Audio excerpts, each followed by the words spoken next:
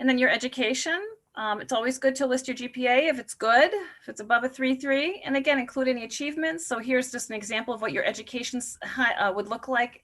Winooski High School, Winooski, Vermont, graduating in June 2021, honor roll, National Honor Society. So again, and I personally like to see any honors that you've made, academic honors, right underneath your education. Again, don't make those stand. I go, those are making you stand out. So don't tuck those at the bottom of your resume. I don't feel you should, because again, you want those to be right away.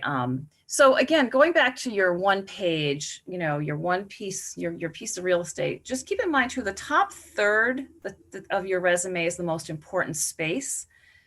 That's where our eyes directly go, right? They're not going to go to the bottom. When we read a resume, we're not looking at the bottom, right? We're going, where are our eyes going? They're going right to that, right? The top third is really the space they're looking at. So again, you want to make sure that you have really, your content, whatever you're putting in that 1/3, is really good, really relevant.